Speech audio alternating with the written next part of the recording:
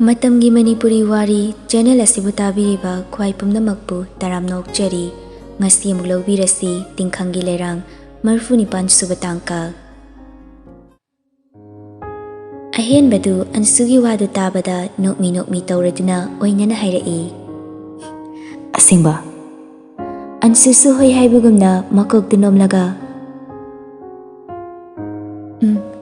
Asingmani dada matang sida aibu phagi toba yaribra. Ahen badu nofit taurai ansusu sakfamdu khazik oladuna nungaitana hairai. Dada adubu dadagi thamoiduda inama angelgi nushibabu mahut sinbamak ngamdrabasu aina dadabu nushibagi ayaba pibasidi asidagi hena nungaibा leite ai yamna harawi dada. Ansune angel palak baduda ahen badu mamaidu non tharaga yam nungaitana khonjel du tablapna hairai. Ansu magi ming palanuba ai thamoise phuba ngamde thokiba thaudoksing mari mitmang do urei magi wakhalse kaukthokna bu honari bani adubu phana oidunasu magi wakhaldi kaukthokpa ngamgadaba mande. Ansudo ahen badu nungaitana yenglai ahen basu mapidu fatfat taithoklaga duga ansu hayeng khaidi angel ga nanga khal olakanu magi nushibadi kanamtana manghanba ngamloi aduga aina nangi nushiba mirai ruba ai yamna lankhre ansu chatkraba mabu mirai badi nate adubu aigi oyu tamlamdraba magi dama nangi nushiba muna thaibasu ai pamde aduga angel ga wakhalsu kawba ngamde aigi thamoisida nakoyani lengdana thamge dada aigidi ahanba nushibasu Isorna ifamdagi settuna pubikre aduna ansu nangaibu thadoktuna chatkhanuko nangna soibu thadoktuna chatkrabadi ai hingba ngamgadaba mandrensu dadana aibu inthokpibagi wani aidi dadabu inthokpa ngamde punsisi magisu ai ngamloi dadagi nushiba phangdrabasu ai thanta dadabu nushige. Yarese wakalse chakthokpa tamdradi yadre ngasidagi mamangda thokiba thaudok makai chapter close tokro matung hongdorakanu ko. Ansudu tablapna khumlai hoi ahen badu ansugi makutu thadoklaga ansugi mitludagi chintharakliba pirangdu taithok piraga taha hairai. Nangka palari aigi firolse dalushilo pulap chakrasi. Ansudu pishumani du sukchilaga ahen badu yengkhalaktuna dada di heng lakani haidaine. Ahen badu ikaina makutuna lukhamda haifet hotlaga aido chakobaga yawningdrida noi chatkraga aisida lehoba ngamloi aduna ngasi pulap chatminarase.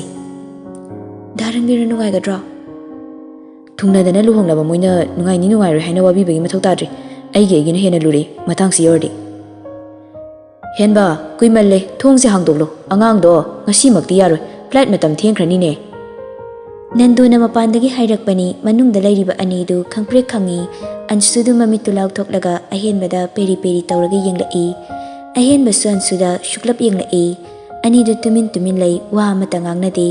nandosu aniduna tumina leibaduda amukka hairai. Hey ikaibana kanaroi thoro ai paw loina tare babana chalaga hainaruni hera ichagibo nangka chawbana yadrasu babana makhong kolaga haijagadoribani mana yade yaponte. Henba ansuda chatkibaga nang ai kado ina lau wari sanasi thabak thujiladabani. Wai se hairamlaga nandodu makhada kumkhre nandona stair kumthagiba makholdu tabada ansudu ikaibagi mamitu shilaga makhongdu thillaga as ikaibana lori bachawda kanana harino pawsen thona thokhrida magi tayai haiduna hairi uramni aidiba tachawga loina khangawre. Ansudu peri as dachawsu khangkraba oima engamjararoida sikimna phat. Ansugi wadu haiba loidringai ahenbagi makutuna ansugi machinduda khangmen melai ansusu mamitu laukthoklaga ahenbada tingak yengi ahenbasu ansugi mamituda munna yenglaga matung manau adugi wahaido pangano ai taba ngamde ai pakhatli. Ansusu gyan khangta tai ahenbasu makutu laukthoklaga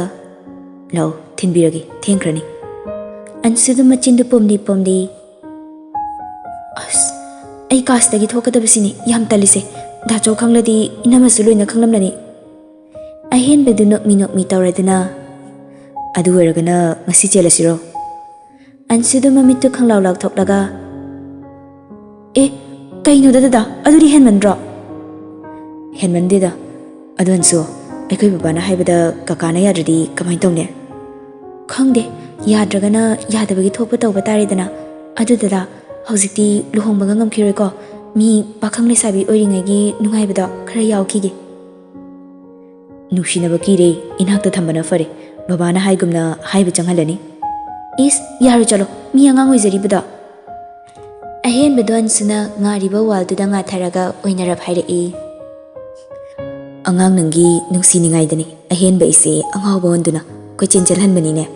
ꯍꯧꯖꯤꯛꯇꯤ ꯀꯩ ꯁꯥꯔꯤꯁꯦ ꯏꯆꯟꯗꯒꯤ ꯑꯩꯒꯤ ꯅꯨꯄꯤꯗ ꯄꯣꯞ ꯇꯥꯔꯦꯕ ꯑꯟꯁꯨꯗꯨ ꯃꯆꯤꯟꯗꯨ ꯐꯩꯔꯞ ꯇꯧꯔꯒ ꯁꯥꯎꯔꯞꯅ ꯍꯥꯏꯔꯛꯏ ꯃꯤꯅ ꯂꯣꯠꯅ ꯅꯨꯡꯁꯤꯔꯒ ꯗꯗꯥꯅ ꯍꯨꯔꯥꯟꯕ ꯑꯣꯏꯔꯨꯕꯗꯒꯤ ꯅꯠꯇ꯭ꯔꯣ ꯊꯣꯛꯂꯤꯕ ꯂꯥꯟ ꯃꯌꯥꯝꯁꯦ ꯑꯍꯦꯟꯕꯗꯨ ꯊꯤꯛ ꯊꯤꯛ ꯅꯣꯛꯂꯗꯨꯅ ꯃꯥꯅꯤ ꯐꯥꯒꯤ ꯇꯧꯕꯅꯤꯗ ꯃꯇꯝ ꯌꯥꯝ ꯋꯥꯠꯂꯤꯗ ꯌꯥꯔꯤꯁꯦ ꯊꯣꯛꯑꯁꯤ ꯅꯪ ꯏꯀꯥꯏ ꯍꯥꯏꯕ ꯅꯠꯇ꯭ꯔꯣ ꯅꯃꯥꯏꯗꯨ ꯂꯨꯛꯊꯔꯒ ꯆꯠꯂꯨ ꯀꯅꯥꯝꯇꯗ ꯆꯠꯂꯒꯦꯒ ꯍꯥꯏꯔꯝꯂꯔꯣꯏ ꯇꯨꯃꯤꯟꯅ ꯁꯨꯝ ꯆꯠꯈ꯭ꯔꯒꯦ ꯍꯣꯏꯅꯦ ꯑꯗꯣ ꯑꯩ ꯐꯤꯔꯣꯜꯁꯦ ꯂꯒꯦꯖꯇ ꯄꯨꯂꯞ ꯍꯥꯞꯄꯛꯑꯒꯦ ꯅꯪ ꯑꯥꯗ ꯊꯨꯞꯆꯤꯟꯕꯤꯕ ꯇꯥꯕ ꯊꯨꯞꯆꯤꯟꯕꯤꯒꯦꯅꯦ ꯑꯗꯨꯗ ꯊꯨꯞꯆꯤꯟꯖꯒꯦ ꯍꯥꯏꯗꯅ ꯑꯃꯨꯛꯇꯪ ꯅꯨꯡꯁꯤꯕꯤꯔꯛꯄ ꯍꯥꯏꯗꯅ ꯏꯁꯣꯔꯗ ꯅꯤꯖꯔꯤꯕꯅꯤ ꯑꯗꯨꯕꯨ ꯏꯁꯣꯔꯅ ꯊꯧꯖꯥꯜꯕꯤꯔꯦ ꯊꯦꯡꯛ ꯌꯨ ꯒꯣꯗ ꯑꯟꯁꯨ ꯑꯍꯦꯟꯕꯗꯨ ꯈꯣꯟꯖꯦꯜꯗꯨ ꯇꯞꯂꯞꯅ ꯀꯧꯔꯛꯄ ꯑꯗꯨꯗ ꯑꯟꯁꯨ ꯈꯪꯌꯦꯡ ꯌꯦꯡꯂꯛꯏ ꯑꯍꯦꯟꯕꯗꯨ ꯃꯃꯤꯠꯇ ꯃꯄꯤꯔꯥ ꯆꯦꯜꯂꯗꯨꯅ ꯈꯣꯟꯖꯦꯜꯗꯨ ꯇꯞꯂꯞꯅ ꯍꯥꯏꯔꯛꯏ ꯑꯦꯟꯖꯦꯜꯒꯤ ꯌꯨꯝꯗ ꯏꯃꯥ ꯎꯅꯕ ꯆꯠꯂꯨꯔꯦ ꯏꯪꯈꯣꯜꯗ ꯑꯦꯟꯖꯦꯜꯒꯤ ꯃꯤꯡꯗ ꯁ꯭ꯀꯨꯜ ꯑꯃ ꯂꯤꯡꯈꯠꯄ ꯇꯥꯔꯦ ꯑꯟꯁꯨꯁꯨ ꯅꯨꯡꯉꯥꯏꯇꯅ ꯑꯍꯦꯟꯕꯗ ꯌꯦꯡꯂꯒ ꯂꯤꯡꯈꯠꯁꯦ ꯗꯗꯥ ꯑꯍꯦꯟꯕꯗꯨ ꯃꯄꯤꯗꯨ ꯐꯠꯐꯠ ꯇꯩꯊꯣꯛꯂꯒ ꯑꯊꯨꯕꯗ ꯁꯥꯕ ꯍꯧꯖꯤꯟꯅꯕ ꯑꯩ ꯀꯀꯥꯒ ꯇꯥꯟꯅꯔꯦ ꯃꯥꯒꯤꯗꯃꯛꯇ ꯄꯨꯟꯁꯤ ꯆꯨꯞꯄ ꯂꯦꯡꯗꯅ ꯂꯩꯅꯕ ꯀꯔꯤꯒꯨꯝꯕ ꯑꯃꯗꯤ ꯇꯧꯒꯦꯅ ꯈꯟꯕꯅꯤ ꯁ꯭ꯀꯨꯜ ꯂꯤꯡꯈꯠꯄꯁꯦ ꯏꯃꯥꯅꯁꯨ ꯑꯄꯥꯝꯕ ꯑꯣꯏꯔꯝꯃꯤ ꯑꯗꯨꯅ ꯁ꯭ꯀꯨꯜ ꯑꯣꯏꯅ ꯂꯤꯡꯈꯠꯂꯒꯦ ꯍꯣꯏ ꯗꯗꯥ ꯏꯪꯈꯣꯜꯁꯨ ꯑꯗꯨꯝ ꯆꯥꯎꯏ ꯑꯗꯨꯅ ꯐꯔꯦꯗ ꯏꯃꯥꯁꯨ ꯋꯥꯈꯜ ꯅꯨꯡꯉꯥꯏꯖꯅꯕ ꯑꯟꯁꯨ ꯑꯩꯅ ꯍꯥꯏꯅꯤꯡꯕꯗꯤ ꯃꯔꯥꯏꯕꯛ ꯊꯤꯔꯕ ꯏꯃꯥꯗꯣ ꯅꯪꯒꯤ ꯍꯦꯛ ꯄꯣꯛꯄꯤ ꯏꯃꯥꯃꯛꯅꯤ ꯈꯟꯕꯤꯌꯨ ꯈꯪꯉꯦ ꯗꯗꯥ ꯑꯗꯨ ꯗꯗꯥ ꯁ꯭ꯀꯨꯜꯒꯤ ꯃꯃꯤꯡꯁꯤ ꯏꯅꯝꯃ ꯑꯦꯟꯖꯦꯜꯒꯤ ꯃꯤꯡꯗ ꯊꯣꯟꯁꯦ ꯊꯣꯟꯒꯅꯤ ꯑꯦꯟꯖꯦꯂꯥ ꯏꯪꯂꯤꯁ ꯁ꯭ꯀꯨꯜ ꯍꯥꯏꯅ ꯊꯣꯜꯂꯒꯦ ꯏꯃꯥꯅꯁꯨ ꯌꯥꯍꯧꯔꯤ ꯌꯥꯔꯦ ꯗꯗꯥ ꯌꯥꯝ ꯐꯖꯩ ꯉꯁꯤ ꯐꯥꯏꯔꯦꯟꯒꯤ 12ꯅꯤ ꯄꯥꯟꯕ ꯏꯔꯥꯏ ꯅꯨꯃꯤꯠ ꯑꯍꯦꯟꯕꯒ ꯑꯟꯁꯨꯒ ꯂꯨꯍꯣꯡꯕ ꯅꯨꯃꯤꯠꯅꯤ ꯕꯣꯔ ꯆꯥꯛ ꯇꯣꯛꯅꯈ꯭ꯔꯦ ꯑꯍꯦꯟꯕꯗꯨ ꯃꯦꯀꯞ ꯑꯥꯔꯇꯤꯁꯅ ꯀꯦꯒꯦ ꯌꯥꯗꯦ ꯆꯝꯇꯛꯅ ꯆꯟꯗꯜ ꯈꯛꯇ ꯊꯤꯜꯂꯨ ꯍꯥꯏꯗꯨꯅ ꯂꯤꯟꯊꯣꯏꯅ ꯆꯟꯗꯜ ꯊꯤꯟꯕ ꯍꯧꯈ꯭ꯔꯦ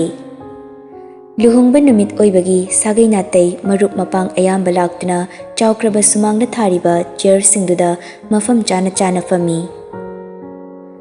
ꯃꯟꯇ꯭ꯔꯤ ꯑꯃꯒꯤ ꯊꯧꯗꯣꯛ ꯑꯣꯏꯕꯅ ꯂꯥꯛꯂꯤꯕ ꯃꯤꯁꯤꯡꯗꯨꯁꯨ ꯑꯆꯝꯕ ꯑꯃꯠꯇ ꯅꯠꯇꯦ ꯃꯃꯤꯡ ꯆꯠꯄ ꯂꯩꯕꯥꯛꯀꯤ ꯐꯝꯅꯥꯏꯕꯅ ꯑꯌꯥꯝꯕꯅꯤ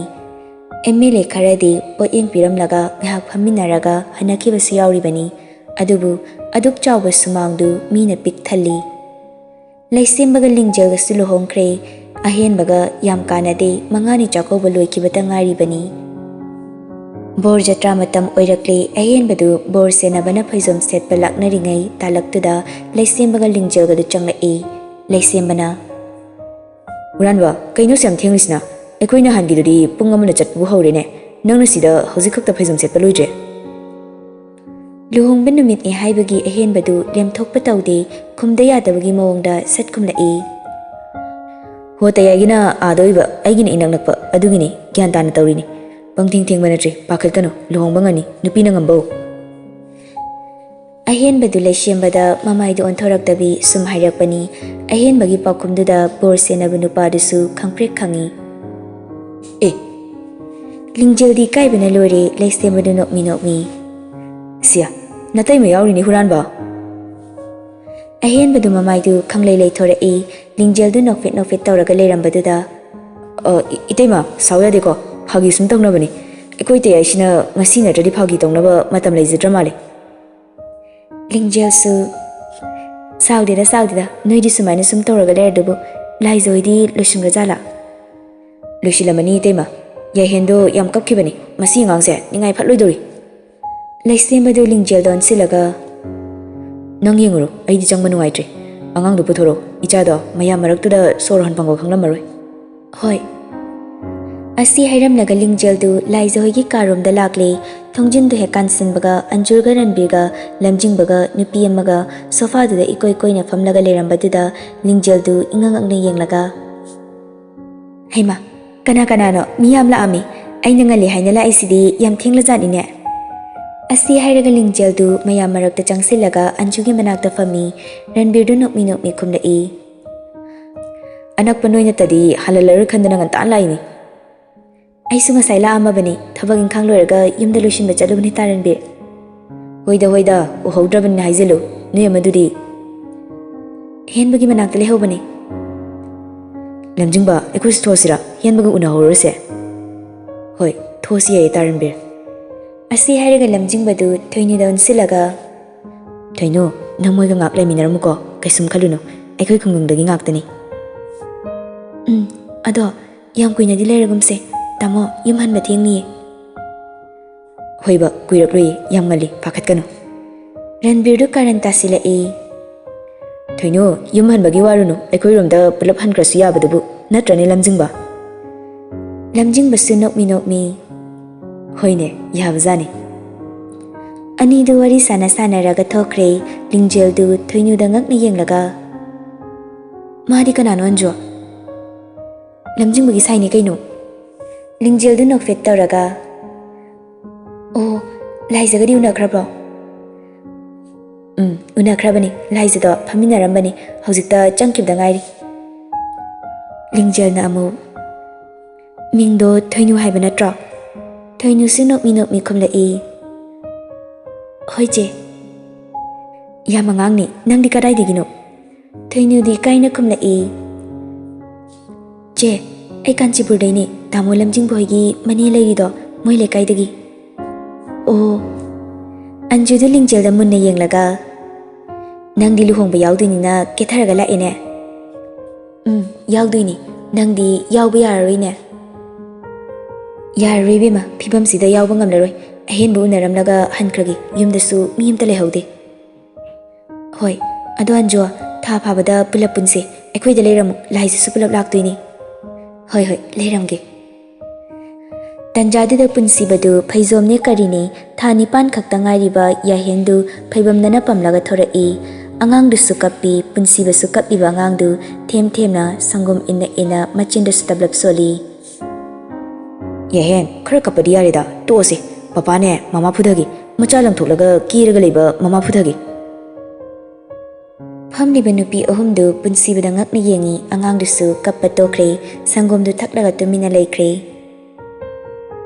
Lingjeldu ngasai makai wari nungairingaida leisembana angang puro haibadu pungkaw kaururi hojik angangdu uraga khangning ningsinglai phamlambada fuk hogalaga punsibagi manakta tafing chensilaktuna Punsiba angangdu kadai sangomda yinbiragi nang firolduga yararoi Punsibadu angangduda yengna khumlai Itema angang sigidi yarni amado sam semba haite habra kainoma isawam langhobani amta changbiyu Punsibagi wadu tabada anjuga thoinuga du khangnungno lingjel sunok fit tawraga Ihe adudi aimta changlukhige Lingjel so hathu thangnaba kaduda changkre punsibana angang pamlaga leirambaduda thabadu changsilaktuna Buboki yahen lao papagi firoldu yararoi bubok pamge lao Wahai si hairaga thabadu lao haibagumna makhut khatli yahendu pisumani du suklap tawna thabada munni yenglamlaga mapada mamaidu sat laishinki makhut machadusu mapagi furituda jejet paishinki yahengi matawduda punsibadu nokmi Yaroi masak khangdaba mina lawba yadabani Is adudi kamdawni bunga mama kokthorake Ima kokthonu isaw yamna langhobani yahengidi kaistore mabuk tharadi tumkhrani ai swaida amta themlugi tumthagibaga imada pirake Asi hairamlaga punsibadu yahenbu lakna duna kadudagi thoki thabasu punsibadi yenglaga tablap solhawi Mapamcha onthokna manakreda Asumna luhongbashi loisinkhre nupi mayumgi misu hanakre langlamba mayamdusu ichiknakre ansudu mamai mamit tathok laga phamung mayai duda famlaga ahenba changlak pangai duna lei ꯑꯍꯦꯟꯕꯁꯨ ꯄꯥꯛ ꯆꯪꯂꯛꯇꯦ phone ꯇꯧꯒꯗꯕꯁꯨ ꯐꯣꯟꯗꯨ ꯌꯨꯝꯗ ꯂꯩꯍꯧꯔꯦ ꯄꯨꯡ 12 ꯇꯥꯕ ꯑꯗꯨꯋꯥꯏꯗꯨ ꯑꯍꯦꯟꯕꯗꯨ ꯔꯨꯝꯒꯤ ꯊꯣꯡꯗꯨ ꯇꯞꯅ ꯍꯥꯡꯗꯣꯔꯛꯏ ꯑꯟꯁꯨꯁꯨ ꯐꯃꯨꯡꯗ ꯐꯝꯂꯝꯕ ꯑꯗꯨ ꯊꯣꯡ ꯍꯥꯡꯗꯣꯛꯄ ꯃꯈꯣꯜꯗꯨꯗ ꯈꯪꯄ꯭ꯔꯦꯛ ꯈꯪꯏ ꯃꯁꯥꯗꯣ ꯑꯐꯤꯡ ꯑꯐꯥꯏꯒꯨꯝꯅ ꯐꯟ ꯆꯣꯡꯊꯔꯛꯏ ꯇꯧꯐꯝ ꯈꯪꯗ ꯐꯃꯥꯡꯗꯨꯗ ꯆꯞ ꯂꯦꯞꯄꯤ ꯑꯍꯦꯟꯕꯁꯨ ꯄ꯭ꯔꯞ ꯆꯪꯁꯤꯜꯂꯛꯏ ꯑꯟꯁꯨꯗꯨ ꯂꯦꯞꯂꯒ ꯂꯩꯔꯝꯕꯗꯨꯗ ꯁꯛꯊꯤꯕꯤ ꯀꯩꯅꯣ ꯇꯧꯔꯤꯗꯣ ꯗꯗꯥ ꯉꯥꯏꯔꯤꯅꯤ ꯀꯩꯅꯣ ꯑꯗꯣ ꯇꯨꯝꯂꯒ ꯂꯩꯔꯝꯃꯨ ꯌꯥꯗ꯭ꯔꯣ ꯂꯩꯔꯝꯃꯦ ꯊꯣꯡ ꯍꯥꯡꯗꯣꯔꯛꯄꯗꯨꯗ ꯀꯨꯝꯊꯔꯛꯄꯅꯤ ꯑꯁꯤ ꯍꯥꯏꯔꯒ ꯐꯃꯨꯡ ꯃꯊꯛꯇꯒꯤ ꯈꯨꯗꯩꯗꯨ ꯑꯍꯦꯟꯕꯗ ꯄꯤꯔꯛꯏ ꯑꯍꯦꯟꯕꯁꯨ ꯈꯨꯗꯩꯗꯨꯅ ꯃꯨꯟꯅ ꯌꯦꯡꯂꯒ ꯀꯩꯅꯣ ꯈꯨꯗꯩ ꯃꯆꯨꯁꯤꯗꯤ ꯇꯅꯟ ꯃꯆꯨꯁꯤ ꯅꯠꯇ꯭ꯔꯗꯤ ꯅꯪ ꯈꯨꯗꯩ ꯑꯝꯇ ꯄꯨꯔꯛꯇ꯭ꯔꯕꯣ ꯂꯨꯍꯣꯡꯕ ꯅꯨꯃꯤꯠꯇ ꯈꯟꯅꯕ ꯍꯧꯅꯒꯨꯝꯁꯦ ꯑꯩꯁꯨ ꯀꯩꯝ ꯈꯪꯗꯦ ꯆꯤꯆꯦꯅ ꯍꯥꯏꯔꯛꯄꯅꯦ ꯑꯍꯦꯟꯕꯗꯨ ꯅꯣꯛꯐꯦꯠ ꯇꯧꯔꯒ ꯈꯨꯗꯩꯗꯨ ꯂꯧꯔꯒ ꯍꯣꯡꯗꯣꯛꯅ ꯃꯆꯤꯟꯗꯨꯁꯨ ꯂꯦꯞꯇꯦ ꯕꯤꯗ꯭ꯌꯥꯅ ꯇꯧꯒꯦꯅ ꯇꯧꯔꯛꯏ ꯑꯣꯏꯔꯝꯅꯤ ꯑꯩꯒꯤ ꯀꯨꯆꯨꯁꯤꯗ ꯑꯟꯁꯨꯁꯨ ꯀꯥꯡꯈꯜꯗꯨ ꯌꯦꯞꯁꯤꯟ ꯈꯨꯝꯂꯛꯏ ꯑꯣꯏꯔꯝꯂꯣꯏꯗ ꯗꯗꯥ ꯅꯪꯅ ꯀꯨꯆꯨ ꯃꯨꯔꯒ ꯏꯆꯦꯗ ꯇꯥꯏꯅꯕꯤꯅꯨ ꯑꯍꯦꯟꯕꯗꯨ ꯆꯪꯁꯤꯜꯂꯛꯇꯨꯅ ꯐꯃꯨꯡ ꯃꯆꯤꯗꯨꯗ ꯐꯝꯂꯒ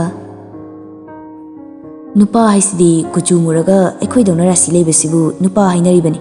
ngौरगा मसक फजब नुपासे होमो मानबनि इबेमा नंगिदी मुजरसु नुपा मानबा इफंगलिसे नराइबक्तो साब्र इंब्रि यंग हो लाइबक्से पुंगिंग इंगे असी हाइरगा अनसुसु फमुंगदगी कुमथरक्तुना इल्लिबा फीदु मकोकता हाइफेट कुपलगा फट नोंथादुना अहेनबगी मखोंग सुकना खुरमी अहेनबसु खंगौ होगलगा अनसुगी लेंजुमनिदु पाइरगा तपना हुगतपी अनसुदु कपली तौरगा दादा अइबु पुंसिगी थादोकपिगनुको दादाना चटपा माइकई खुदिंग अइबु पुबियुको अहेनबदु अनसुबु फट कॉन्स्टेंबी अदुगा मकुतुना अनसुगी मकोकतुदा नानथाबिरगा थादोकलोई पुंसिसे नंगिदमक हिंगनी कपकनो अखोइनिगी नुंसी पंथुम यौरबनी अइगी इनाक्ता लेरदी कप्पा यादे से युमदगिसु मयाम कप्पा माले कपकनो से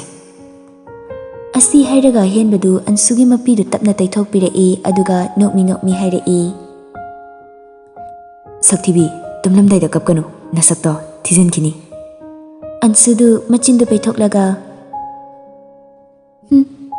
अहेनबदु अनसुबु फटपम खटली अनसुसु इंगंगना अहेनबदा येंगी अहेनबसु अनसुबु फमुंगदा तपना थमी अदुगा मासु तुमथरक्तुना ममाइदु अनसुरोमदोन सिलक्लगा